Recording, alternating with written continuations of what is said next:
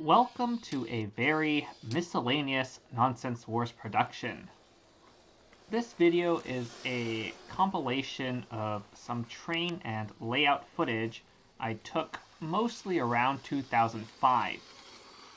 All of this video came from a contemporary Sony digital camera, but the low resolution and poor low light performance make it look much older than it actually is. Some of these clips show vintage sets like the 1994 4564 Freight Rail Runner or the 1996 4559 Cargo Railway, but the vast majority focus on early freelance MOCs like the black 444 here. Many of these early steam engines used unconventional Lego and non-Lego wheels, since neither Lego nor Big Ben Bricks had released any contemporary large drivers yet. Also note the single motor powered tenders and the correspondingly short and light trains.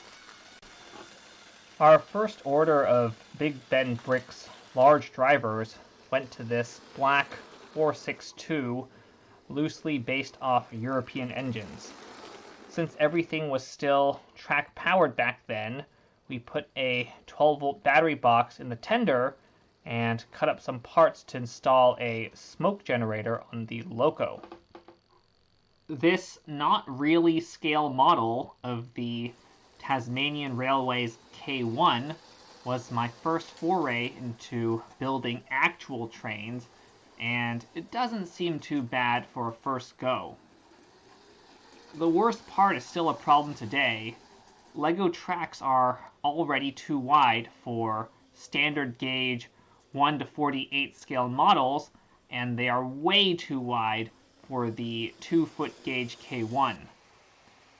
The drivers are made of popped stock wheel sets, much like those in the tender of my T1 V3.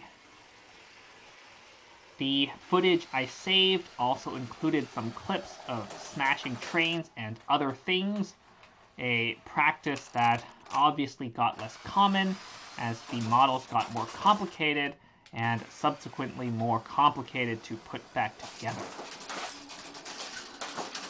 These next two clips actually show some articulated chassis undergoing testing.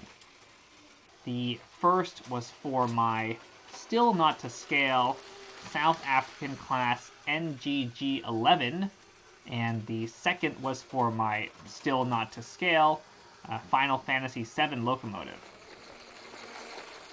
This point of view footage shows my last permanent layout.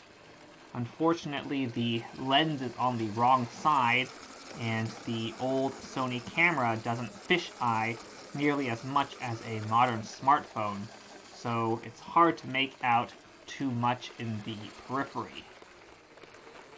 The final two clips are from a much later temporary layout set up in 2008. Trains shown include my first 5AT and my 5MT, along with a variety of standard and custom rolling stock. Perhaps I took these with a different camera as well. Ultimately, I just wanted to post this video for posterity.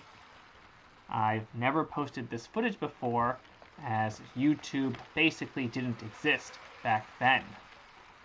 And on that note, this is the end of the commentary, so have a nice day.